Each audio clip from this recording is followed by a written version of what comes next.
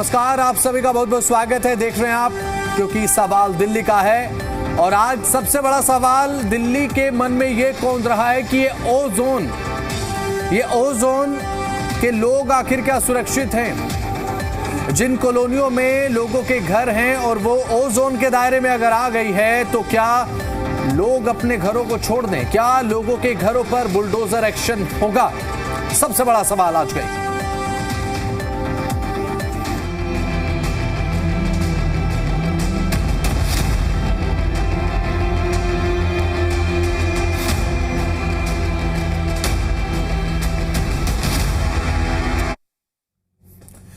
तो राजधानी के ओजोन में बसी कॉलोनियों पर बुलडोजर एक्शन की लगातार चर्चाएं हो रही हैं। अब जहां झुग्गी वहां मकान देने का दावा यहां पर सरकार कर रही है लगातार, तो वहीं दूसरी ओर दिल्ली सरकार जहां झुग्गी वहीं मकान संकल्प को साकार करने में जुटी भी हुई है। एक तरफ दावा, दूसरी तरफ कार्रवाई भी चल रही है। दिल्ली स्लम एवं जेजे पुनर्वास नीति 2026 को अंतिम रूप देकर मंजूरी दे दी गई। इसके तहत झुग्गी वासियों को पक्के मकान देने के लिए सरकार ने कई बड़े कदम उठाए हैं। एक तरफ अवैध कब्जों पर बुलडोजर अभियान आप देख रहे होंगे, पिछले कुछ समय में जगह जगह लगातार जहां पर बुलडोजर गरजता हुआ नजर आया, पूरी दिल्ली में गूंज रही। तो दूसरी ओर जहां झुग्गी वहां मकान, ये संकल्प सरकार का है। झुग्गी वासियों से किया गया सरकार की तरफ से जो दावा है, ये कितना रंग लाएगा, ये बहुत बड़ा सवाल है। और ये इसी सवाल पर मैं अहम सवालों के साथ चर्चा की शुरुआत करूं उससे पहले ये रिपोर्ट आप देखिए। दिल्ली के कई इलाकों में अवैध निर्माण पर बुलडोजर एक्शन से हड़कंप मचा है। जिन इलाकों में ये एक्शन लिया जा रहा है वहां लोगों में अपने मकान को खो देने का डर है। जहां एक तरफ बुलडोजर गरज रहा है तो वहीं दूसरी ओर रेखा सरकार झुग्गी वासियों को पक्का मकान देने की योजना पर काम कर रही है। दिल्ली सरकार जहां झुग्गी वहीं मकान संकल्प को साकार करने में जुटी है। दिल्ली स्लम एवं जेजे पुनर्वास नीति 2026 को अंतिम रूप देकर मंजूरी। इस नीति के तहत राजधानी को झुग्गी मुक्त बनाना सरकार का लक्ष्य है। झुग्गी वासियों को पक्के मकान देने के लिए सरकार ने बड़े कदम उठाए। दिल्ली में रेखा सरकार ने पुनर्वास परियोजना की शुरुआत की। केंद्रीय गृह मंत्री अमित शाह की अध्यक्षता में हुई बैठक में नीति को मंजूरी दी गई है। पहले चरण में 45 दिनों के भीतर 5 क्लस्टरों में काम शुरू किया जाएगा। पीपीपी मोड के तहत हर महीने 5 पुनर्वास प्रोजेक्ट शुरू किए जाएंगे। करीब 4 लाख परिवारों और 20 लाख लोगों को लाभ मिलने का अनुमान है। सुल्तानपुर और अन्य क्षेत्रों में वर्षों से खाली पड़े सरकारी फ्लैट्स की मरम्मत होगी। करीब 50,000 यूनिट्स के कायाकल्प के लिए 200 करोड़ रुपए का बजट आवंटित। पुनर्वास कॉलोनियों में केवल घर ही नहीं बल्कि बच्चों के लिए पार्क भी होंगे। आंगनबाड़ी केंद्र, स्कूल और खेल मैदान के साथ साथ स्वास्थ्य केंद्र जैसी सुविधाएं विकसित होंगी। दिल्ली को विकसित भारत की राजधानी बनाने के लिए ऐतिहासिक कदम। विकसित भारत की विकसित दिल्ली कैसी होगी? जहां कोई भी नागरिक नारकीय जीवन नहीं जिएगा झुग्गियों में। हाँ, नरेंद्र मोदी जी के मार्गदर्शन में आदरणीय गृह मंत्री जी ने मुख्यमंत्री जी की उपस्थिति में वो पॉलिसी तय कर दी है, जिसमें जहां झुग्गी वहां मकान का रास्ता साफ हो गया है। 1 जनवरी 2025 तक झुग्गी में रहने वाले हर नागरिक को, जी हां, हर नागरिक को हमारी सरकार वहीं पर मकान देगी। अब झुग्गी में रहने वाले मेरे बहन भाई अपने बच्चों को सुंदर मकान में रहते हुए, बढ़ते हुए देखेंगे और हम सब मिलकर विकसित भारत की विकसित राजधानी बनाने के लिए अपना योगदान देंगे। बहुत बहुत धन्यवाद आदरणीय गृह मंत्री जी अमित शाह जी का, जिन्होंने मुख्यमंत्री जी की उपस्थिति में मोदी जी के मार्गदर्शन में इस पॉलिसी को पास किया है। 5 झुग्गी क्लस्टरों में तुरंत अगले 45 दिन में इस कार्रवाई को आगे बढ़ाने के लिए हम अग्रसर हो रहे हैं। Thank you Modi. आम आदमी पार्टी जहां रेखा सरकार के बुलडोजर एक्शन पर सवाल उठा रही है, तो वहीं बीजेपी पलटवार करते हुए कह रही है कि आम आदमी पार्टी अपनी चिंता करे।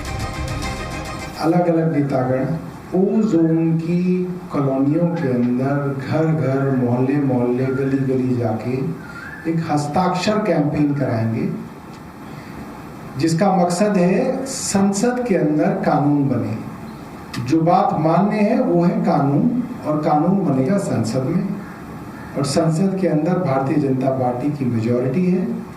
इसलिए ये कैंपेन हम लोगों से करा के भारतीय जनता पार्टी को कहेंगे कि आप संसद में कानून लाइए और ओजोन को उसी तरीके से प्रोटेक्शन दीजिए, संरक्षण दीजिए जिस तरह से दिल्ली स्पेशल प्रोविजंस एक्ट के अंदर अनऑथराइज्ड कॉलोनीज को संरक्षण है।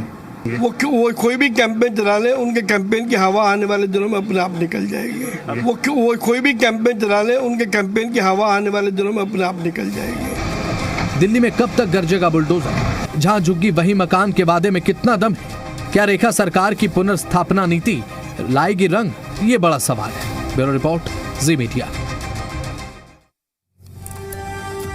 तो चलिए सबसे पहले आपकी स्क्रीन पर वो सवाल रखता हूं चर्चा की शुरुआत से पहले, जो आज वो सबसे ज्यादा जरूरी भी है। दिल्ली में कब तक बुलडोजर गरजेगा? सबसे पहला सवाल तो यही है, क्योंकि अभी भी बुलडोजर एक्शन कहीं ना कहीं देखने को मिल ही रहा है। सवाल नंबर 2, जहां झुग्गी वही मकान के वादे में कितना दम है और ऑन ग्राउंड ये कितना काम कर रहा है? सवाल नंबर 3, क्या रेखा सरकार की पुनर्स्थापना नीति रंग लाएगी? ये सवाल तीसरा है। तो सवाल नंबर 1, 2, 3 और ये 3 सवाल जिनके इर्द गिर्द हमारी आज की चर्चा रहने वाली है, केंद्रित रहेगी हमारी चर्चा इन सवालों के। और ग्राफिक्स के माध्यम से कुछ जानकारी आपकी स्क्रीन पर है, इसे आप अच्छे से एक बार देख लें कि अभी फिलहाल किस तरीके से पुनर्वास संकल्प सरकार का देखने को मिल रहा है। झुग्गी वासियों को पक्के मकान देने के लिए सरकार अपनी प्रतिबद्धता बार बार दोहरा रही है, लेकिन विपक्ष लगातार इस पर सवाल उठा रहा है। विपक्ष लगातार ये बात कह रहा है कि झुग्गियां तोड़ी तो जा रही हैं, लेकिन क्या इसी तेजी के साथ मकान भी बनाए जा रहे हैं उन गरीबों के लिए, उन झुग्गी वासियों के लिए जिन्हें हटाया जा रहा है? और जो एरिया ओजोन में आ गया, वहां के लोगों की एक अलग ही चिंता है इस समय प्रदेश में। तो राजधानी दिल्ली में इस समय कई तरीके की संशयाएं हैं, कई तरीके की संशय के साथ कई संशय हैं, कई शंकाएं हैं लोगों की जिनके घर ओजोन में आ गए हैं। उन लोगों की रातों की नींद उड़ गई है कि कब बुलडोजर यहां पहुंच जाए। एक तरफ सरकार ये पूरे तरीके से इंश्योर कर रही है कि आपको घबराने की कोई जरूरत नहीं है, तो वहीं आम आदमी पार्टी लगातार ये बात कह रही है कि क्या सरकार पूरी तरह से आश्वस्त करती है कि ओजोन में किसी का घर नहीं टूटेगा, क्योंकि पिछले कुछ समय से लगातार जो कार्रवाई चल रही है उसके बाद चिन्हित किया गया ओजोन में कई कॉलोनियां आ गई हैं। चाहे बात आप अलग अलग इलाकों की कर ले, क्योंकि पिछले कुछ समय में जिस तरीके से बुलडोजर एक्शन सुर्खियों में रहा है दिल्ली का, तो लोगों के मन में बुलडोजर को लेकर एक अलग ही एस्पेक्ट खड़ा हो गया है। तो बुलडोजर को लेकर एक अलग ही छवि बन चुकी है राजधानी लोगों के मन में। अब ऐसे में सबसे बड़ा सवाल यही है, क्या ओजोन पर भी बुलडोजर एक्शन होगा? और इसके साथ साथ और ये जो पुनर्वास संकल्प ले रही है सरकार, इसको जो दोहरा रही है, ऑन ग्राउंड कितना काम कर रही है सरकार इस पर? हमारे साथ इस समय हमारे खास मेहमान जुड़ चुके हैं और विष्णु पांडे हमारे साथ, प्रवक्ता आम आदमी पार्टी, जुड़ चुके हैं। आदेश भारद्वाज, प्रवक्ता कांग्रेस, हमारे साथ हैं। डॉक्टर सुनील कौशिक, वरिष्ठ पत्रकार, हमारे साथ जुड़ चुके हैं। कुछ ही देर में भारतीय जनता पार्टी की तरफ से भी हमारे गेस्ट हमारे साथ होंगे। सबसे पहले आम आदमी पार्टी के जो प्रवक्ता विष्णु पांडे हमारे साथ जुड़े हैं। सर, अभी सरकार अपनी तरफ से ये इंश्योर कर रही है कि जो ओजोन वाले लोग हैं, जो ओजोन के एरिया में है अभी फिलहाल, जो ये इस बात का डर जिन्हें सता रहा है कि कब बुलडोजर यहां पर पहुंच जाएगा, वो आश्वस्त रहें, कोई दिक्कत नहीं है, कोई परेशानी नहीं है। क्या कहेंगे आप विष्णु जी? बसंत जी, वो कैसे आश्वस्त रहेंगे? वो कैसे परेशान नहीं होंगे? आए दिन तो वो बुलडोजर लेके पहुंच जा रहे हैं। उनको ये पता ही नहीं है वहां के लोगों को जो रह रहे हैं कि वो कब बुलडोजर आएगा। तो इसका मतलब क्या है? सरकार जो बोल रही है उसका उल्टा कर रही है। आप समझ रहे हैं? एक तरफ सरकार की नई टेंशन लेने की जरूरत नहीं है, बिल्कुल सब चंगासी। क्या चंगासी? आप रोज घर तोड़, रोज लोगों को सोने दे रहे हो ठीक से, आप वहां के बच्चों के सपने, घर सपना तोड़ रहे हो आप। और इस तरीके से बेशर्मी से बीजेपी के लोग, उनके पार्टी के लोग कहेंगे कि आप आश्वस्त रहे, क्या कि घर तोड़ने के लिए रहे, कि आश्वस्त रहे हम घर तोड़ेंगे आपका? इसका मतलब ये हुआ ना बसंत जी। नहीं, सांसद प्रवीण खंडेलवाल कह रहे हैं कि ओजोन में जो लोग, जिन लोगों के घर ओजोन में आ गए हैं, वो परवाह ना करें। आम आदमी पार्टी तो लगातार लोगों को गुमराह कर रही है कि ओजोन के लोगों का घर तोड़ा जाएगा। और एक और बात यहां पर प्रवीण खंडेलवाल साहब ने कही कि हमें आम आदमी पार्टी की सलाह की जरूरत ही नहीं है, आप अपनी सलाह अपने पास रखें। देखिए बसंत जी, जीडीए ने 2013 में ही, ठीक है, ओजोन की जो डेफिनेशन जब रिवाइज हुई पहले में था, वो आगे जो 94 कॉलोनी की हम बात कर रहे हैं, ठीक है। जब ओजोन में डीडीए 2013 में ही ये निकाल दिया था, ऑर्डर जारी किया था कि दिल्ली में एक स्पेशल एक्ट के अकॉर्डिंग में ये लैंड, यहाँ पे कोई तोड़फोड़ नहीं होगी। कब तक नहीं होगी तोड़फोड़? वो तोड़फोड़ नहीं होगी 31 दिसंबर 2026 तक। ये लोग जेसीबी लेके क्यों पहुंच रहे हैं, बुलडोजर लेके क्यों पहुंच रहे हैं? क्यों 6 महीने का लॉक बचा हुआ है, आप समझ रहे हैं। और जब इतनी मीटिंग हो चुकी है, सीएम की मीटिंग हो चुकी है, एलजी साहब की मीटिंग हो चुकी है, उसके बावजूद भी अगर बुलडोजर पहुंच रहा है और अगर लोग घर तोड़ रहे हैं, तो अब आप बताइए कैसे आश्वस्त करेंगे उन लोगों को? अभी तो बिल्कुल सांसद जी भी मीटिंग टीम लेके गए, मीटिंग करी वहां पे, डीडीए को भी बोला गया। इसका मतलब ये तो अधिकारी उनके कंट्रोल में नहीं है। इसका मतलब जो नए अवैध निर्माण यहाँ पर हो गए हैं उन पर तो बुलडोजर कार्रवाई देखी होनी चाहिए ना, जो अवैध रूप से सरकारी जमीन पर निर्मित है। अब मुख्यमंत्री रेखा गुप्ता ये कह रही है जो पहले से बने हुए मकान हैं उन पर कोई कार्रवाई ओजोन के तहत तो नहीं की जाएगी। एक बात बताइए कि अभी आपने आज जो जे क्लस्टर का जो लेके आए हैं, उसमें आप ये कहते हैं कि 1 जनवरी 2025 से पहले जो मकान में झुग्गियां बसी हुई हैं उन पे हाथ नहीं डालेंगे, लेकिन वो कॉलोनियों पे आप हाथ डाल देंगे, उन कॉलोनियों को आप तोड़ देंगे। मतलब सरकारी जमीन पे आपने पिछले 1.5 साल से तबाही मचा रखी है, हजारों झुग्गियां आपने तोड़ दी, आपने 20,000 लोगों को बेघर कर दिया, ठीक है। उन बच्चों, मासूम बच्चों को गर्मी सर्दी हर मौसम में बेघर कर दिया, और आप आज एक तमाशा, फिर एक नया जुमला लेके आ गए हो। मतलब एक तरफ आप ये लोग दिखा रहे हो कि हमें झुग्गी की चिंता है, एक तरफ दिखा रहे कॉलोनियों को हम आश्वस्त कर रहे हो और तोड़ भी रहे हो। मतलब आप खुद कंफ्यूज हो, आपको खुद नहीं पता क्या करना चाह रहे हो आप इस दिल्ली में।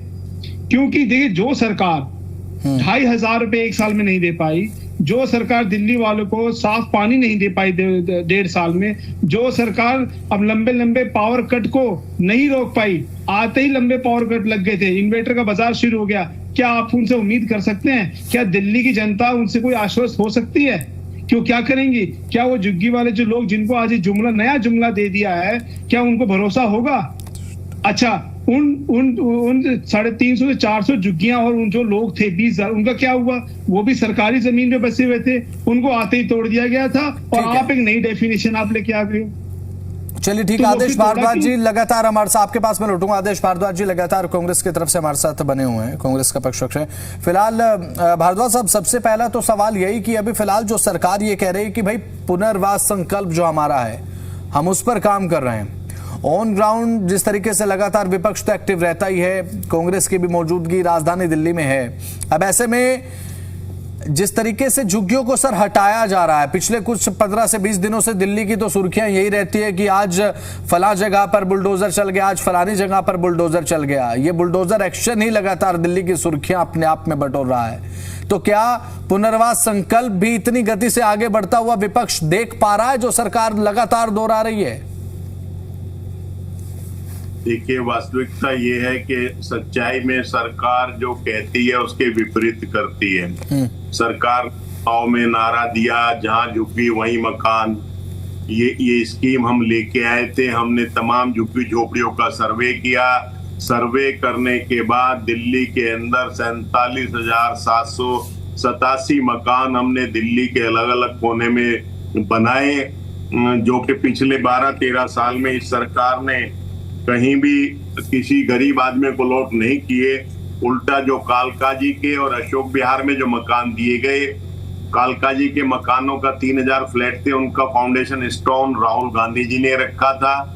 शहरी विकास मंत्री अजय माकन जी थे, जो अशोक विहार में रखा था 1672 मकान, उनका फाउंडेशन स्टोन अजय माकन जी ने रखा था। और मुझे दोनों ही कार्यक्रम में रहने का मौका मिला, मैं दोनों में आई विटनेस था, तो मैं ये आपको बताता हूँ। लेकिन वो भी फ्लैट इन्होंने लगभग इतने सालों के बाद गरीबों को दिए।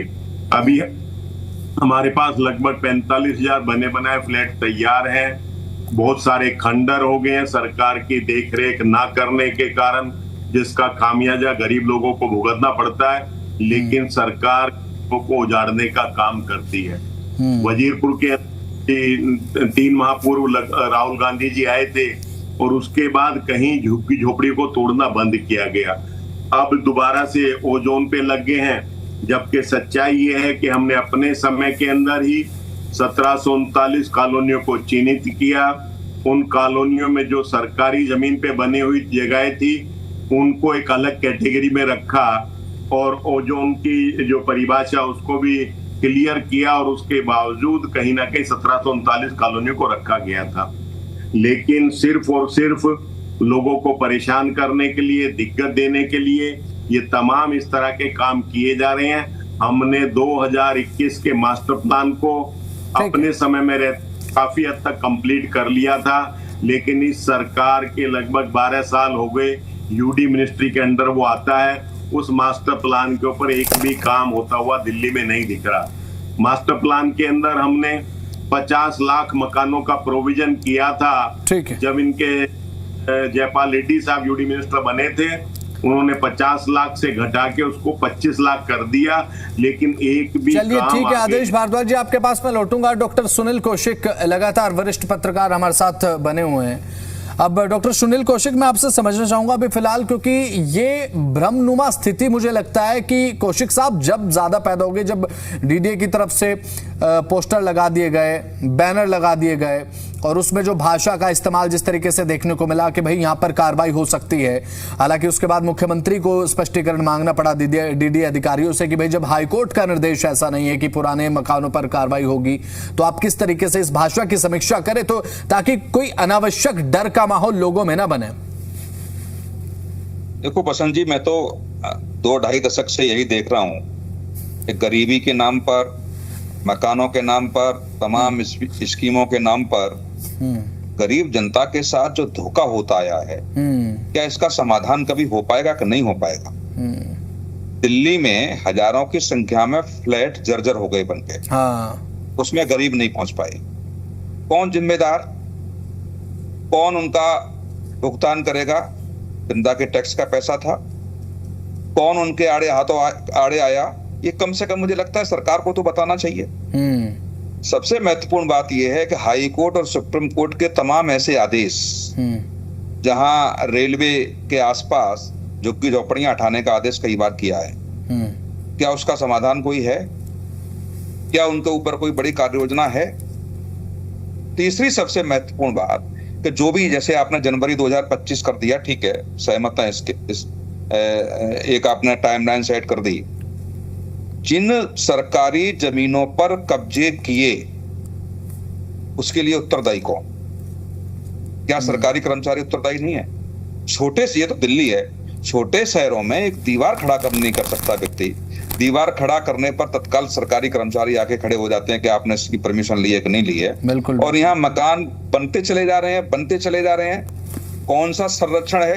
राजनीतिक संरक्षण है या कोई एक कॉकस दिल्ली में काम कर रहा है कि मजदूरी के नाम पर गरीबी जिले जो हैं तमाम राज्यों में, उनसे वहां बुला करके यहाँ बसाने का काम करता है और उनसे काम लेता है। इन सब चीजों पर जब तक राज्य सरकार और केंद्र सरकार मिलकर के कोई बड़ी योजना तैयार नहीं करेंगे, तब तक मुझे लगता है कि उनके साथ खिलवाड़ होता चलेगा। 700 करोड़ आपने दे दिए। इससे पहले शीला दीक्षित सरकार ने बजट जारी किया था, आप पार्टी ने भी कुछ बजट जारी किया था। फ्लैट बने, कुछ अधूरे रह गए, कुछ बन गए, उसमें लोग नहीं पहुंचे। ये सब कब तक चलता रहेगा? क्या वो जो मुंबई में धारावी वाला था, इस तरीके से लोग चर्चा कर रहे हैं कि इस तरीके का प्रोजेक्ट दिल्ली में भी आएगा। अच्छी बात है, स्वागत उसका होना चाहिए, लेकिन जब तक उनके रहने की व्यवस्था दिल्ली सरकार क्या करेगी? उनकी जगह मकान बना के तैयार होने में समय तो लगेगा थोड़ा बहुत, 2 महीने, 4 महीने, 6 महीने, 1 साल। जब उस समय तक उन लोगों को कहां विस्थापित किया जाएगा, कहां योजना रहेगी? क्या जहां पर योजना रहेगी वहां से नौकरी करने जाते हैं या जहां उनके कार्यस्थल बने हुए हैं जीविका के, वहां तक आने जाने की सुविधा क्या रहेगी? इन सब बातों पर मुझे लगता है कमेटी बिना राजनीति किए हुए बड़े अच्छे मन के साथ कोई ब्लूप्रिंट तैयार करेगी, तो मुझे लगता है सारे लोगों को उसका स्वागत करना चाहिए। मुझे लगता है कि सुनील कौशिक जी, अभी फिलहाल जिस तरीके से बुलडोजर की जो कार्रवाई चल रही है ना, बुलडोजर की कार्रवाई का एक अलग ही लगातार वो स्पीड में बढ़ता जा रहा है बुलडोजर।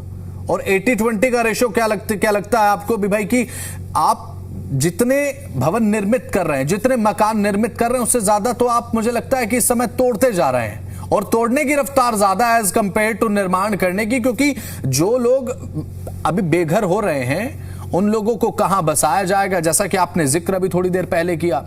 और इतने मकान सैकड़ों की संख्या में यहां पर फ्लैट्स बना दिए गए, उसके बाद वो जर्जर अवस्था में पड़े, उनको रेनोवेट करने के लिए भी जनता ही टैक्स थे। नहीं देखिए, मैं वही मैंने अभी कहा बसंत जी, तो बहुत ईमानदारी के साथ कोई आप कार्य योजना तैयार करेंगे। हाँ। हर सरकार को पता है कि हमारे यहाँ पर मजदूरों की संख्या कितनी है, बिल्कुल, और अगले 1 वर्ष में मजदूरों की संख्या की आवश्यकता कितनी पड़ेगी। पिछला हो क्या छोड़ दीजिए आप, उस पर जो आप काम कर रहे हैं जनवरी 2025 का, देखिए भविष्य में ऐसा कोई तैयार है ब्लूप्रिंट कि बिहार से या पूर्वोत्तर राज्यों से या उत्तर प्रदेश के पूर्वांचल से जो मजदूर आएंगे उनकी रहने की क्या व्यवस्था रहेगी, वो लोग क्या कैसे काम करेंगे, कौन उनके लिए जिम्मेदारी उठाएगा। कोई एक ऐसा तंत्र आपको तैयार करना पड़ेगा ना। एक ऐसा तंत्र दिल्ली में सरकार को आवश्यकता है तंत्र को स्थापित करने के लिए, जो ये पिछला वाला तो रिकॉर्ड आप संभालेंगे ही, लेकिन भविष्य में ऐसी परिस्थितियां ना बने, भविष्य में गरीबों को इसका सामना न करना पड़े, इसके लिए। और दूसरा सबसे महत्वपूर्ण बात, कई हाईकोर्ट और सुप्रीम कोर्ट के आदेश हैं, क्या उन आदेशों को कोई बिल ला करके बदला जाएगा, या सरकार उनके लिए कोई सुप्रीम कोर्ट में कोई ऐसा रिट दायर करेगी कि जिसमें उनको समय मिल सके। इन सब बातों को लेकर के, क्योंकि सिविल सोसाइटी के लोग सुप्रीम कोर्ट गए, कोई सरकार नहीं गई है। यदि आपने कोई योजना ऐसी लागू करने का प्रयास किया और माननीय उच्चतम न्यायालय फिर कुछ लोग चले गए, उस परिस्थिति के लिए आपके पास कौन सा ब्लूप्रिंट है, यह भी मुझे लगता है सरकार को बताना पड़ेगा। चलिए ठीक है, कौशिक साहब आपके पास मैं लौटूंगा। आम आदमी पार्टी के प्रवक्ता लगातार हमारे साथ बने हुए हैं। अभी फिलहाल जिस तरीके से विष्णु पांडे जी, अभी भारतीय जनता पार्टी लगातार ये बात कह रही है कि संकल्प हमारा है कि भाई पुनर्वास संकल्प। हमारे साथ भारतीय जनता पार्टी के प्रवक्ता भी जुड़ चुके हैं। अब पांडे जी भी ये सोच रहे होंगे कि भारतीय जनता पार्टी के प्रवक्ता कहाँ है भाई, थोड़ी देर हो गई। नीरज तिवारी जी को आते आते प्रवक्ता बीजेपी भी हमारे साथ जुड़ चुके हैं। तिवारी साहब नमस्कार, जुड़ चुके हैं हम जी दिल्ली एनसीआर हरियाणा के साथ। आज बड़े लेट हो गए आते आते, लेकिन अभी लगातार सर सवाल ये कि ओजोन का जो ये मामला चल रहा है ना, अब सरकार लगातार कह रही है कि घबराने की जरूरत नहीं है, वहां पर आपका बुलडोजर रुकने का नाम नहीं ले रहा है। अब प्रवीण खंडेलवाल साहब ये कह रहे हैं कि घबराने की जरूरत नहीं है। क्या कह रहा है? देखिए, ओजोन का जो समस्या है, हाँ, तो आप समझ सकते हैं कि ओजोन जो है वो न इसमें सरकार की कोई भूमिका है और न ही हमारी पार्टी का कोई ऐसा इंटेंशन है। हम तो चाहते हैं कि दिल्ली में रहने वाले हर लोगों को सुरक्षित आवास मिले और बिल्कुल उनका स्वास्थ्य व्यवस्था और शिक्षा व्यवस्था, चाहे वो झुग्गी में रहने वाले ही क्यों न हो, इसके लिए हम लोग काम कर रहे हैं और अस्थायी सॉल्यूशन के लिए हम लोग काम कर रहे हैं। जहां तक रही बात आप ओजोन की, आपका डिबेट शायद झुग्गी वाले पे था, ओजोन पे हम लोग डिस्कस किए भी है। ओजोन का जो समस्या है वो देखिए, कुछ ऐसे लैंड है जो जमुना का डूब लैंड जिसको कहते हैं, उसको पिछले 27 सालों में लोगों ने तरह तरह के, चाहे उसमें राजनेता हो या उसमें भूमाफिया हो या उसमें जो लोग दलाल जिसको कहते हैं, इसलिए मैंने ओजोन का सवाल किया ना। देखिए, जहां झुग्गी वहीं मकान, ये तो चलिए आपका इनिशिएटिव चल ही रहा है, और आपके मुखमंडल पर आभा जो एक ये मुस्कान है। अभी फिलहाल मुझे आप सबसे पहले ये बताइए कि ये जहां झुग्गी वहीं मकान, जिस कदर आप झुग्गी तोड़ रहे हैं, चलिए ओजोन पर मैं बाद में आता हूं, क्योंकि मैंने वो शब्दावली पढ़ी जब डीडीए की तरफ से पोस्टर लगाए गए, उन्होंने एक अलग ही भ्रम पैदा कर दिया आम जनता के बीच में कि जहां ओजोन वहां बुलडोजर आने वाले समय में पहुंच सकता है। और यही तो कारण रहा ना, डीडीए के अधिकारियों को फटकार लगाई गई मुख्यमंत्री रेखा गुप्ता की तरफ से कि भाई इसकी भाषा की समीक्षा करें। लेकिन जिन झुग्गियों को तोड़ा जा रहा है, लोग वहां से जाएंगे कहां? प्लान बी क्या है? What next? कहां बसाएंगे उन लोगों को आप? देखिए, माननीय गृह मंत्री जी ने एक दिन पहले एक बैठक की थी, उसका न्यूज और सारे प्रिंट मीडिया और डिजिटल मीडिया में भी आया है। बिल्कुल। देखिए, हम लोग जो मेरा मैनिफेस्टो है, जब आप उसको पढ़ेंगे, भारतीय जनता पार्टी की जब सरकार आई, हमारे मैनिफेस्टो में जो लिखा हुआ है स्पष्ट है कि हम किसी को भी असुरक्षित नहीं रखेंगे दिल्ली में। तो हमारे लिए प्राथमिकता माँ जमुना थी, हमारे लिए प्राथमिकता यहाँ की झुग्गी भी है, और हमारे लिए प्राथमिकता यहाँ की सुरक्षा और यहाँ की शिक्षा और स्वास्थ्य व्यवस्था भी। तो अब जो जहाँ झुग्गी वहां मकान की जो बात आती है, आप देखिए पिछले 27 सालों में कोई भी सरकार हो, किसी की भी हो, लेकिन किसी ने एक मकान नहीं दिया। लेकिन हम सत्ता में आने से पहले आप कालका जी चले जाइए, जेलर वाले बाग चले जाइए, देश के यशस्वी प्रधानमंत्री ने कम से कम 5 से 7 हजार झुग्गी वालों को फ्लैट का चाबी दिया गया है। एक कार्यक्रम का तो मैं खुद संयोजक था, मैं झुग्गी का प्रभारी हूँ। आप कालका जी में जो 3200 फ्लैट दिया गया, उसमें पहली बार दिल्ली में दिया गया, इसलिए मेरी मंशा साफ है, हमारी सरकार की मंशा साफ है, हमारी मुख्यमंत्री की मंशा साफ है। चलिए ठीक है, नहीं बीजेपी सरकार की मंशा साफ मैं है। आपको जिन लोगों की झुग्गी तोड़ी गई, जिन लोगों की झुग्गी तोड़ी गई, उनकी आंखों में वो खुशी के आंसू थे क्या, नीरज तिवारी? हाँ बताइए। बिल्कुल बिल्कुल, जो जिसकी भी तोड़ी गई उसी की आंसू नहीं होंगे, लेकिन उनको बेहतर व्यवस्था देने के लिए थोड़ा कष्ट होता है। आप ही बताइए कि अगर हम निजी घर भी बनाते हैं अगर तोड़ के, तो उसमें थोड़े दिन के लिए परेशानी होती है, लेकिन हम उस जीर्ण स्थिति में किसी परिवार को छोड़ दे, वो और ज्यादा खतरनाक है। इसलिए आप लोगों से मेरा आग्रह है, जो लोग मेरे विरोधी भी हैं या मीडिया से भी, कि आप जाकर कालका जी का वो फ्लैट्स देखिए, जेलर वाले बाग का वो फ्लैट देखिए, जो लोग रह रहे हैं कितने अच्छे से रह रहे हैं, उनकी सर आपने तो पूरी दिल्ली को उसी में समेट दिया है, पूरी दिल्ली की झुग्गियों को आप कैसे समेट सकते हैं इतने में? मैं एक छोटा सा सवाल मैं आपसे पूछ रहा हूँ, मैं आपसे एक छोटा सा सवाल पूछ रहा हूँ नीरज तिवारी जी, अगर मैं झुग्गी में रह रहा हूँ और मेरा मकान आज टूट रहा है, मुझे पता है कि सरकार के पास मेरा एक मकान तैयार है, तो मैं क्यों रोऊंगा, मैं क्यों दुखी होऊंगा? लोग दुखी हो रहे हैं, लोग रो रहे हैं जिनकी झुग्गियां तोड़ी जा रही हैं। सर ऑन ग्राउंड क्या देखते नहीं है तिवारी जी आप? लगातार खबरें सामने आती हैं, बाइट्स लोगों के सामने आती हैं, 15 साल से रहते हैं, 20 साल से रह रहे थे, तोड़ दिया, सब सपाट कर दिया। आप इसको मीडिया इवेंट बना सकते हैं, लेकिन नहीं, हम इवेंट नहीं बना रहे सर, हम बिल्कुल आंखों देखी बता रहे हैं। तिवारी साहब आप तो मुझसे ज्यादा जानकार हैं सर। लेकिन मैं आपको सच्चाई बता रहा हूँ, सच्चाई बता रहा हूँ। मैं झुग्गी में काम किया हूँ 5 साल पार्टी के लिए। मैं आपको एक चीज बता दूं, बहुत ऐसे लोग भी हैं जिनको अलॉटेड फ्लैट है, फिर भी वो झुग्गी को नहीं छोड़ रहे हैं। बहुत ऐसे लोग हैं जो झुग्गी को भाड़ा पे चला रहे हैं। ऐसे 100 झुग्गी माफियाओं का लिस्ट मैं आपको दे दूंगा, जो रोहिंग्या है, बांग्लादेशी है, जो झुग्गी भाड़ा पर दिए हुए हैं और रहते कहीं और है। क्योंकि मैं ग्राउंड रूट पे काम किया हूँ, मेरे साथ आप चलिए, चाहे वो जंतर मंतर की झुग्गी हो, चाहे तुगलकाबाद की झुग्गी हो, चाहे वजीराबाद की झुग्गी हो या सीमापुरी की झुग्गी हो, मैंने अपने आंखों से देखा है कि किस तरह से हर जगह मकान बना कर दे जेन्युइन लोग रह रहे हैं, और जो जेन्युइन है, जिनके पास प्रूफ है और जो रह रहे हैं, उनको कोई दिक्कत नहीं है। हाँ चलिए ठीक है, आपके पास में विष्णु नीरज जी आपकी सरकार है और आप हम लोगों से कह रहे हैं कि आप चलिए, आपके पास पूरा पुलंदा है। नहीं, कौन, सुनिए ना, कौन कॉकस काम कर रहा है, कौन उनको किराए पर उठा रहा है? तो अब तक तो मुझे लगता है जेल में होना चाहिए उन लोगों को। जवाब दे रहा था ना, ये बोलते हैं लोग रो रहे हैं, घड़ियालू आंसू बहाने वाले लोग भी बहुत हैं। ठीक है ओके। जवाब दीजिएगा, आपके पास में आऊंगा सेकंड राउंड में, जवाब दीजिएगा। आम आदमी पार्टी के प्रवक्ता लगातार हमारे साथ बने हुए हैं विष्णु पांडे जी, आपके जो राजनीतिक प्रतिद्वंदी हैं वो लगातार कह रहे हैं कि भाई हम तो दे रहे हैं मकान, हमारे साथ आप चलिए, एक बार चले जाइए ना, कंधे पर हाथ रखकर। वो फिल्मी सीन देखा होगा, कंधे पर हाथ रखिए, चलिए हमारे साथ, देखिए कितने मुस्कुराइए थोड़ा, वो देखा होगा ना आपने भी। आप एक बार चले जाइए भारतीय जनता पार्टी के साथ, दिखा देंगे आपको भाई इतने फ्लैट बने हुए हैं, काहे आप रोला मचा रहे हैं साहब? देखिए, वो तो हमारे साथी कांग्रेस के प्रवक्ता ने बता दिया कि वो जो फाउंडेशन रखी गई थी कांग्रेस के टाइम पे रखी गई थी, पहली चीज। चलिए साधुवाद आपको कांग्रेस के कार्यकाल को सुना। चलिए देखिए, अगर वो हमसे पहले कार्यकाल में रहे हैं ना, अब मेरी बात समझिए, हमसे पहले रहे हैं तो अगर रहे हैं तो उसको तो करेंगे, तो उसको तो मिलना चाहिए ना।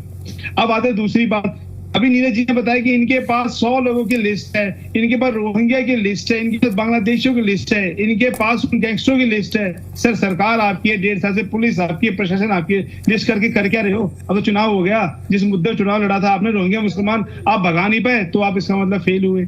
चलिए आते हैं तीसरी बात पे। अब मुद्दा ये देखिए, जो ये झुग्गियां हैं, इसके अंदर जो पुनर्निवास किया जाएगा, उसमें 60% जो लैंड होगी उस पुनर्निवास करेंगे, 40% का मर्चेंट यूज होगा। इनको झुग्गियों की चिंता नहीं है, इनको चिंता उन बिल्डरों की जिनको 40% में आलीशान मकान और कमर्शियल बिल्डिंग बना के वो बेचेंगे। और झुग्गी वाले लोगों से ये 1,12,000 से लेकर 1.5 लाख के आसपास जो 25 गज का जो मकान बना के बिल्डर देगा, उसका वो चार्ज करेगा, और हर 5 साल पे 30,000 का मेंटेनेंस लेगा। और सबसे खासियत क्या है, उस पे वो लैंड भी है, मतलब उस वाले पे क्या है, लोन भी अवेलेबल है। क्या किसी झुग्गी वाले को अपने लोन लेते हुए देखा है घर का? सर आप समझ रहे हैं? तो कहीं ना कहीं ये जो लोग हैं, भारतीय जनता पार्टी सिर्फ बिल्डरों के लिए काम कर रही है। आप देखिएगा, इन्होंने बोला कि हम कि हर महीने में जो है 5 जो है झुग्गी का प्लान लेके आएंगे, ठीक है। अब आप एक चीज सोचिए, 700 झुग्गी क्लस्टर झुग्गियां हैं दिल्ली के अंदर, ठीक है, हर महीने में 5, मतलब पूरे आप पूरा कैलकुलेशन कर लीजिए, एक 5 झुग्गी जो जुलाई में शुरू होंगी वो 3 साल में कंप्लीट होंगी। मतलब इनकी सरकार चली गई 5 झुग्गी कंप्लीट करने में। कितना बड़ा जुमला झूठ बोल रहे हैं। और अगर आप इनको 10 साल लग जाएगा 700 झुग्गी हटाने में। इनका मकसद गरीबों को हटाना है और बिल्डरों को काम देना है और वहां लेविश बड़े बड़े मकान शॉपिंग मॉल बनवाना है वहां पे। आप सोचिए 5 झुग्गियां जो बनाएंगे वो 3 साल में पूरा होगा, मतलब जब तक चुनाव आ जाएगा सामने। और हर महीने 5-5 गाड़ी लेके आ रहे हैं। जितनी स्पीड से ये लोग बुलडोजर चला रहे हैं ना सर, उतनी स्पीड से ये फाइल और टेंडर पास नहीं करेंगे। ये सच्चाई इस देश की। चलिए ठीक है, आपके पास मैं लौटूंगा। और फिलहाल कांग्रेस से आदेश भारद्वाज जी लगातार हमारे साथ बने हुए हैं। भारद्वाज साहब, अब भारतीय जनता पार्टी तो लगातार ये कह रही है कि हम लगातार मकान बनाते जा रहे हैं और जो झुग्गियों से लोग निकल रहे हैं उनको मकान में शिफ्ट करवा रहे हैं। हर जगह का एग्जांपल दे दिया, वजीराबाद, तुगलकाबाद, जहां जहां बुलडोजर चला हर जगह जो लोग हैं वो विस्थापित हो गए, उनके सर पर पक्की छत आ गई है, पीने के लिए साफ पानी दे दिया भारतीय जनता पार्टी ने। भारद्वाज साहब देखिए, वास्तविकता ये, पहले तो मैं सुनील कौशिक साहब की बात का जवाब दे दूं। उन्होंने कहा कि एक प्लान होना चाहिए। कौशिक साहब, दिल्ली को हमने 12 जोन में बांटा हुआ है।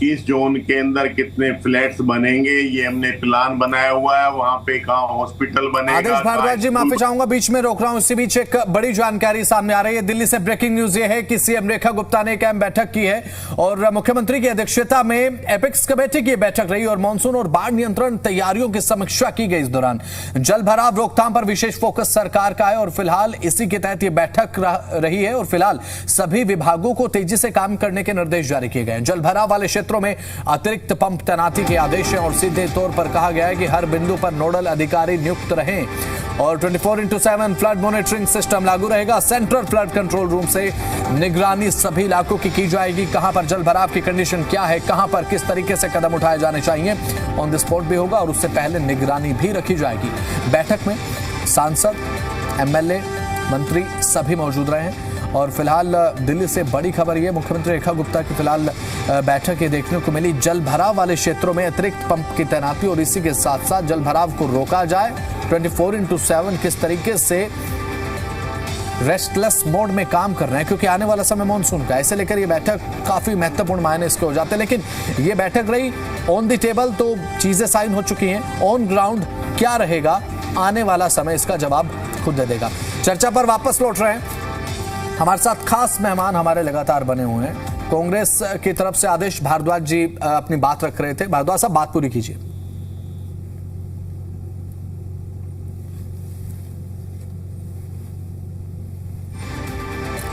आदेश भारद्वाज जी, सुन पा रहे हैं आप? चलिए ठीक है, अभी फिलहाल आवाज मिल नहीं पा रही है। लगातार सुनील कौशिक जी हमारे साथ बने हुए हैं। अभी डॉक्टर सुनील कौशिक, लगातार जिस तरीके से घटनाक्रम आपने देखा, अभी फिलहाल भारतीय जनता पार्टी के प्रवक्ता को भी आपने सुना, आपकी प्रतिक्रिया सर चाहूंगा इस पर। देखो बसंत जी, कांग्रेस की सरकार जब शीला दीक्षित जी की सरकार थी तब भी हमने इस योजना के बारे में बहुत जिक्र सुना, खूब मीडिया में चर्चा का विषय रहा जी। आप पार्टी की सरकार आई तब भी इस तरीके की चर्चाएं रही, गरीबों को फ्लैट में शिफ्ट किया जाएगा, गरीबों को फ्लैट बनाए जाएंगे और भारतीय जनता पार्टी भी वही कर रही है।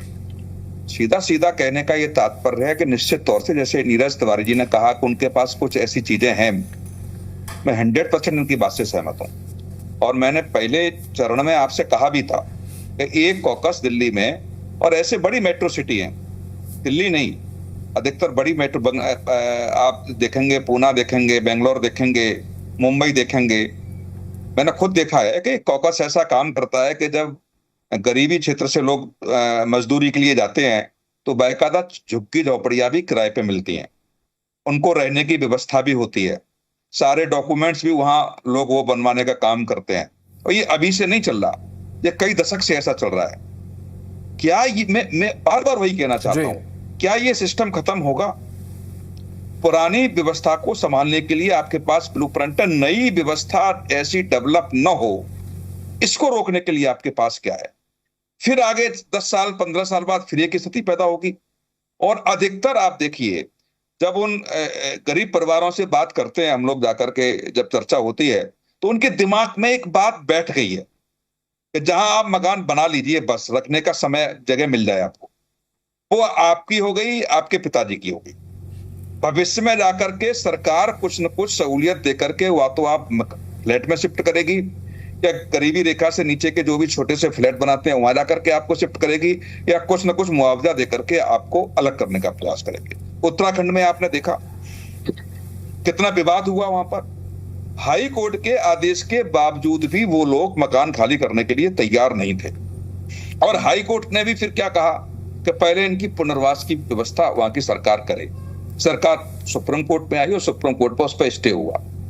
ऐसे तमाम लोग इस देश में न्यायालय की शरण में जाकर के इनको बचाव करने का प्रयास करते हैं कि साहब ये जाएंगे कहाँ, इनके बच्चे कहाँ जाएंगे, इनके घर में ऐसे बुजुर्ग लोग हैं, बीमारी से ग्रसित हैं। जब इन सब चीजों को रोकने के बाद मैं कह रहा हूं केंद्र में भारतीय जनता पार्टी की सरकार है, ये पूरे देश की समस्या है।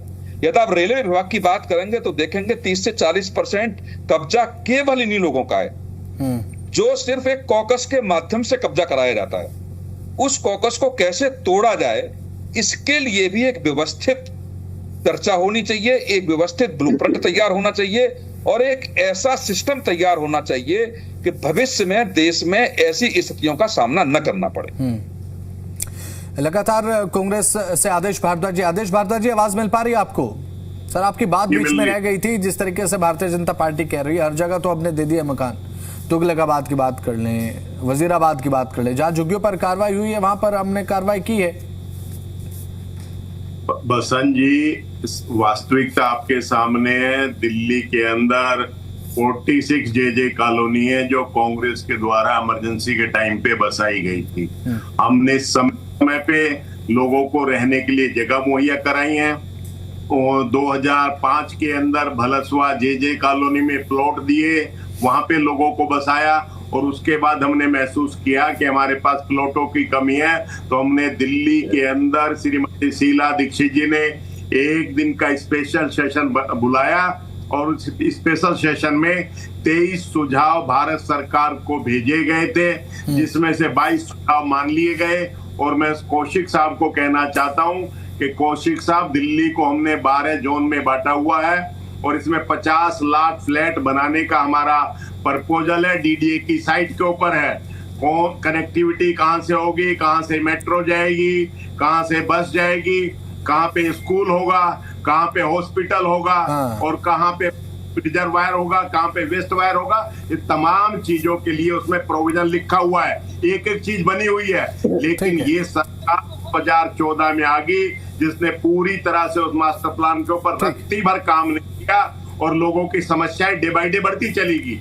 जब हमने 1739 कॉलोनियों को आइडेंटिफाई किया और ये कहा कि इन कॉलोनियों को हम रेगुलाइज करेंगे, और इन्हीं कॉलोनियों के अंदर RW के गठन हुए, उनसे सेल्फ नक्शे बनवाए गए, उन्होंने नक्शे जमा किए। वो पूरा प्लान एक बार भारतीय जनता पार्टी को भी दे दीजिए आप।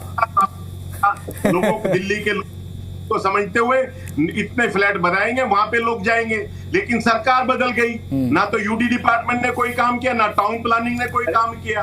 कौशिक साहब, हर टाउन प्लानिंग हर शहर के अंदर यूडी डिपार्टमेंट भारत सरकार का है, जो केंद्र के अंदर केंद्र शासित प्रदेशों को प्लान बना के देता है। लेकिन इस निकम्मी सरकार के कारण पूरी तरह से फेल हो गई। आदेश भारद्वाज जी, पूरा आपने लेखा जोखा बता दिया कि आपकी तरफ से क्या प्लान किस तरीके से रहा। सुन पा रहे हैं आप? बिहार के हैं, वो अशोक विहार का अजय माकन जी ने रखा था, ये आपको याद दिलाना चाहता हूँ। ये हमारे किए हुए काम है। एक भी ईंट अगर ये बता दे दिल्ली के अंदर बनाई है, सड़कों के खड्डे तो इनसे भरे ही नहीं गए। सड़कों के खड्डे। आदेश भारद्वाज जी, सुन पा रहे हैं आप? आदेश भारद्वाज जी, अभी फिलहाल जिस तरीके से आपने बताया कि भाई हमारी सरकार में तो हमने पूरा प्लान बनाकर रख लिया था, अभी जिस तरीके से आपने बताया कि भाई हम ये करते, बीजेपी कह रही है हमें तो विपक्ष की सलाह ही नहीं चाहिए, ना आम आदमी पार्टी की सलाह चाहिए, किसी की सलाह की जरूरत ही नहीं है हमें। परवीन खंडेलवाल साहब सांसद कहते हुए नजर आए कि हमें विपक्ष की सलाह की कोई जरूरत नहीं है।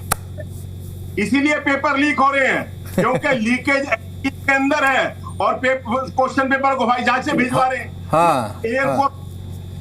एयरफोर्स का भी इस्तेमाल, सेना का भी इस्तेमाल, तमाम जिन लोगों की जिम्मेवारी है वहां काम नहीं होगा, वो काम नहीं करेंगे। ठीक है। आपके राजनीतिक साथी कुछ कह रहे हैं भारतीय जनता पार्टी से, जो प्रवक्ता तिवारी साहब, बताइए। देखिए, हमारे कांग्रेस के प्रवक्ता बोल रहे हैं कि हमने ये योजना बनाई। देखिए, ये बात तो आप सही बोल रहे हो, योजना बनाने में लोग माहिर थे, योजना बना के उसको ठंडे बस्ते में डाल देते थे, इम्प्लीमेंट कुछ नहीं होता था, एक्शन कुछ नहीं होता था, लेकिन योजना बनाते थे। इन्होंने एक फ्लैट भी, कांग्रेस सत्ता में जब रही या आम आदमी 27 सालों में, इन लोगों ने एक फ्लैट भी किसी झुग्गी वाला को दिया हो। मैं ऐसा नहीं कि सिर्फ अपनी तारीफ कर रहा हूँ, इन लोगों के कारण ही आज ओजोन बना, इन लोगों के कारण ही रोहिंग्या बसे, इन लोगों के कारण ही सरकारी जमीन, चाहे वो रेलवे का हो या सीपीडब्ल्यूडी का हो या डीडीए का हो, लोगों ने इस तरह से बंदर बाट सरकारी जमीन को किया और वहां अस्थायी सॉल्यूशन नहीं निकाले। आज जैसे हम अस्थायी सॉल्यूशन निकालते हैं, मैं तो बोलता हूँ, चुनौती देता हूँ, चलिए कालका जी में जो फ्लैट दिया गया है, आप अस्थायी सॉल्यूशन नहीं निकाल के सरकार की संपत्ति को और आपने वहां पर इंक्रोचमेंट करवाया और दिल्ली को असुरक्षित किया और अव्यवस्थित किया। ये मेरा स्पष्ट मानना है, चाहे कोई भी कॉलोनी हो, अगर आप व्यवस्थित ढंग से बसाए होते तो आज इतना स्ट्रेस भारतीय जनता पार्टी की सरकार जब आई है तो हमें लेने की जरूरत नहीं थी।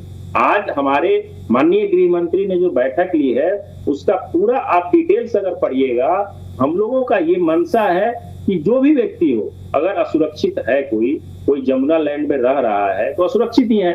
अगर उसको आप भरमा दिए कि हमने आपको दे दिया जी, अरे सरकारी चीज को आप कैसे दे दिए भाई? उसको आपने वादा किया कि जो मकान आपने कुछ बनवाया, आज वो मकान जर्जर स्थिति में ढह गया, ना उसमें बिजली गया, ना पानी गया, ना सीवर गया। कई मुंडका में, या आप धलसुआ डायरी की बात करते हैं, आप गए होंगे, मीडिया रिपोर्ट भी है कि दर्जनों नहीं, सैकड़ों नहीं, हजारों फ्लैट झुग्गी के वालों का टैक्स, चाहे दिल्ली के पैसा से इन लोगों ने बनवाया और आज वो ढह रहा है, आज वो खत्म हो चुका है, लेकिन एक आदमी को चाबी नहीं दिया जाता। फिलहाल आपने कितने झुग्गी वासियों को फ्लैट दिए अभी तक? आप कालका जी में 3200 लोगों को दिया गया फ्लैट। जेलर वाला में बुलडोजर चला, गोकुलपुरी में बुलडोजर चला, मद्रासी कैंप जंगपुरा बुलडोजर चला, कहाँ कितने फ्लैट दिए बताइए ना। देखिए बुलडोजर की दोनों दो चीजें हैं। बुलडोजर नहीं, मैं झुग्गी कार्रवाई बता रहा हूँ सर, मैं तो आपको नहीं मैं मान, लेकिन बुलडोजर कहाँ चला? बुलडोजर वहां चला जो खुद खतरे में लोग हैं। अब रेलवे कॉलोनी, वहां से ट्रेन गुजर रही है और बिल्कुल किनारे आप धीरे धीरे एक्सटेंड कर लिए सरकार, तो उसके लिए अगर कल को कोई एक्सीडेंट होता है आप सरकार को ही जिम्मेवार ठहराएंगे। तो मेरी सरकार आएगी, मेरी सरकार आई है तो हम चाहेंगे ना कि दिल्ली में रहने वाला, चाहे झुग्गी का व्यक्ति हो या जोरबाग के महल में रहने वाला व्यक्ति हो या डिफेंस कॉलोनी में रहने वाला आदमी हो या जंतर मंतर के झुग्गी में रहने वाला आदमी हो, हर आदमी सुरक्षित रहे। क्योंकि सबसे पहले जान माल की सुरक्षा, उसके बाद उनके स्वास्थ्य की व्यवस्था, उसके बाद उनके बच्चों की शिक्षा की व्यवस्था, ये सरकार की प्राथमिकता होनी चाहिए। और इस प्राथमिकता को पिछले 27 सालों की सरकार, प्राथमिकता तो होनी चाहिए। कालका जी, गोविंदपुरा का जिक्र आपने किया, मद्रासी कैंप में जंगपुरा, गोकुलपुरी, जेलर वाला, यहाँ बुलडोजर चला, रेलवे की जमीन पर झुग्गी बनाकर शायद यहाँ पर लोग रह रहे थे, आपने उनके घर तोड़ दिया, आपने उनको सुरक्षित कर दिया कि भाई कोई इंसिडेंट होता है आपके घर में टूट जाए, इसलिए हम। आप देखिए, ये इस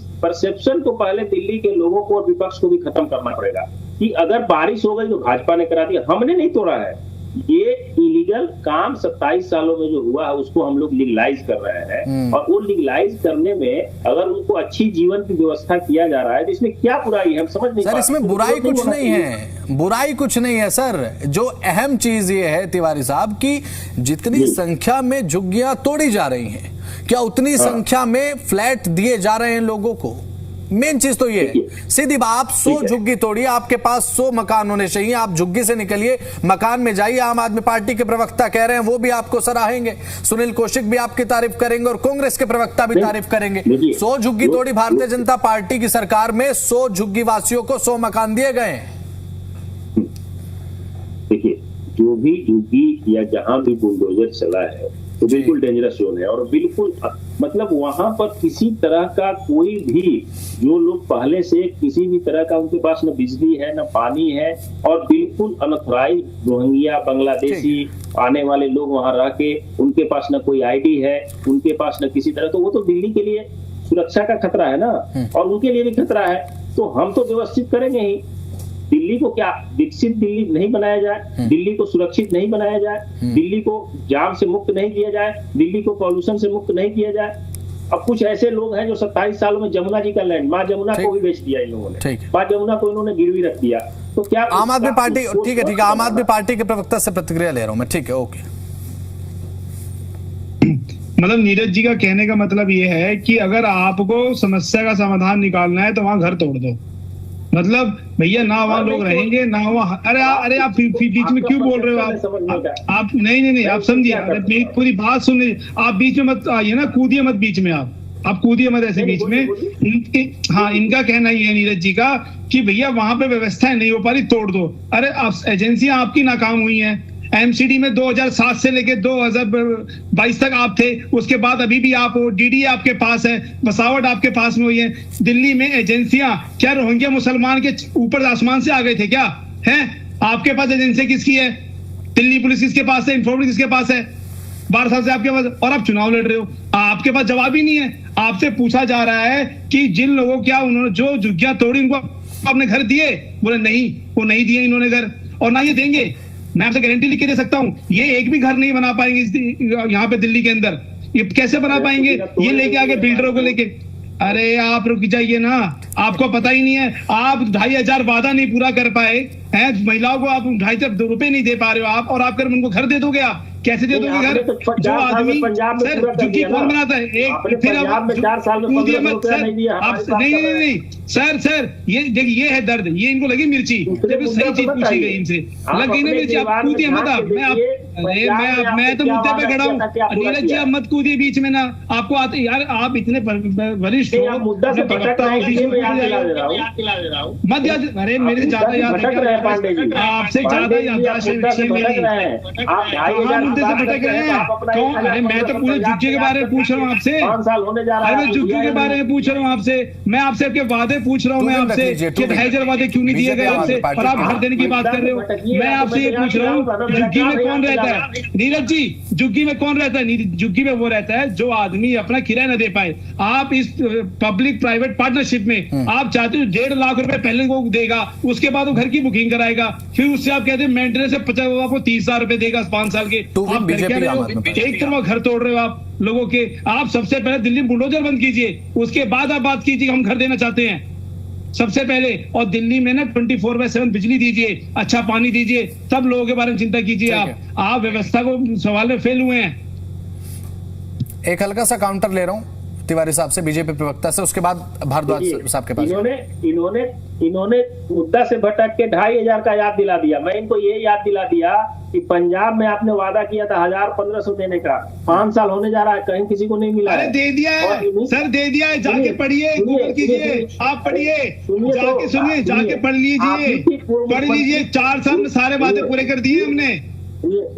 आप ही के पूर्व मुख्यमंत्री आतिशी जी का विधानसभा में दिया हुआ भाषण है कि अगले बजट में जब वो मुख्यमंत्री बनी थी कि हर महिला को 2,000 रुपया दिया जाएगा, लेकिन आज तक दिल्ली में भी नहीं दिया आपने। और आप कह रहे हैं कि हम हमारा अभी 1 साल हुआ है। मैं आपको एक चीज स्पष्ट कर देता हूँ कि भारतीय जनता पार्टी अपने मैनिफेस्टो में किए हुए वादे को 5 साल बाद जब सरकार में हम जाएंगे, सरकार हमारी पूरा होगी, हम चुनाव में जाएंगे तो मीडिया के सामने भी अपना रिपोर्ट पेश करेंगे और दिल्ली की जनता के पास भी, और पूरे भारतवर्ष में जहां भी हमारी सरकार है, हमने जो कमिटमेंट किया वो 110% पूरा करते हैं। एक आध गलती से छूट जाए वो अलग बात है। आप 2014 का इतिहास देख लीजिए, जब नरेंद्र दामोदर दास मोदी जी आए थे और भाजपा ने कमिटमेंट किया था। ठीक है, आदेश भारद्वाज जी हमारे साथ कांग्रेस प्रवक्ता लगातार बने हुए हैं। आदेश भारद्वाज जी से प्रतिक्रिया ले रहा हूँ। आदेश जी बताइए। ठीक है तिवारी साहब, ओके, आदेश भारद्वाज जी बोल रहे हैं। और भारत की जनता को सौंप दिया गया, तो हम वही बोलते हैं जो करने की क्षमता रखते हैं और पूरी ईमानदारी पूर्वक करते हैं। बसंत जी, मैं तो उन्होंने एक बात कि कांग्रेस योजनाएं बनाती है लेकिन काम नहीं करती। मैं बड़े अदब के साथ उनको याद दिलाना चाहता हूं, सिर्फ एक योजना की शायद सहज ध्यान आ जाएगा। जब देश आजाद हुआ तो सारी एयरलाइंस, हवाई जहाज टाटा के थे। हमने सबको सरकारी संपत्ति घोषित किया और उसका अधिग्रहण करके सरकारी एयरलाइंस बनाई।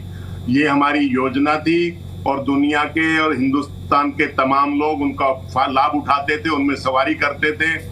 अब मोदी जी की सरकार आ गई, वो सारी एयरलाइन 16,000 करोड़ रुपए में बेच दी। ये इनकी योजना है। तो हमारी योजना में और तिवारी जी की योजना में ये अंतर है। दूसरा मैं आपको अदब के साथ कहना चाहता हूं।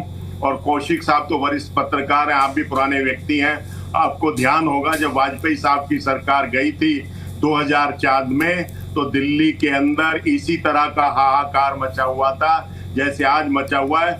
उस टाइम पे हाहाकार था इंडस्ट्री को सील करने का। जगह जगह इंडस्ट्रियां थी, बहुत सारी दिक्कतें थी, लेकिन ये तमाम इंडस्ट्रियों को इन्होंने सील करने का काम कर रहे थे। हमारे मंत्री थे मंगतराम सिंघल जी, मुख्यमंत्री शीला दीक्षित जी थी। हमने तमाम इंडस्ट्रियों को बड़े तरीके से हैंडल किया और दिल्ली के अंदर बहुत बड़े बवाना और नरेला इंडस्ट्रियल एरिया जोन नए डेवलप किए और 27 जगहों को आइडेंटिफाई करके जहां पे 70% से ज्यादा इंडस्ट्रियां थी उसको इंडस्ट्रियल। चलिए ठीक है, एक कमेंट ले रहा हूं अभी फिलहाल। डॉक्टर सुनील कौशिक वरिष्ठ पत्रकार लगातार हमारे साथ बने हुए हैं क्योंकि सर समय की कमी है, केवल 30 सेकंड में। डॉक्टर सुनील कौशिक। नहीं बसंत जी, मैं तो बस यही कहूंगा कि सरकारें जो भी योजनाएं लाएं जनता के हित में होनी चाहिए, ईमानदारी से हो और निश्चित तौर से किसी को परेशानी न हो, ऐसा भी एक ब्लूप्रिंट रेखा सरकार को रखना चाहिए। चलिए ठीक है, एक आखिरी कमेंट ले रहा हूं नीरज तिवारी, भारतीय जनता पार्टी प्रवक्ता, उसके बाद मुझे वाइंड अप करना होगा। एक आखिरी कमेंट सर। हम लोग संकल्पित हैं कि दिल्ली की जनता के लिए, झुग्गी वालों के लिए, चाहे अनऑथराइज कॉलोनी वालों के लिए, सबको सुरक्षित और लॉन्ग टर्म प्लान के तहत एक विकसित दिल्ली बनाएंगे ताकि आने वाले पीढ़ी, जो उनके आने वाले पीढ़ी है, उनको ये कहीं सोचना पड़े कि हम अनऑथराइज जगह पे रह रहे हैं, हम पर कभी बुलडोजर चल जाएगा, हम असुरक्षित हैं, ये मेरा प्रॉपर्टी नहीं। चलिए ठीक है, इसी के साथ चर्चा डिबेट खत्म। आप सभी का बहुत बहुत शुक्रिया, जुड़े आप मजीद दिल्ली एनसीआर हरियाणा को समय आपने दिया, बहुत बहुत शुक्रिया आप सभी का। अभी फिलहाल जिस तरीके से लगातार चर्चा इस बात की है कि जहां झुग्गी वही मकान, ये बात कही तो जा रही है, जिस रफ्तार से झुग्गियां तोड़ी जा रही है, क्या ऑन ग्राउंड उतनी तेजी के साथ लोगों को फ्लैट्स, लोगों को घर दिए जा रहे हैं? आने वाले समय में इसकी रफ्तार और कितनी देखने को मिलेगी, ये भविष्य घर में। फिलहाल वक्त बहुत छोटा समय का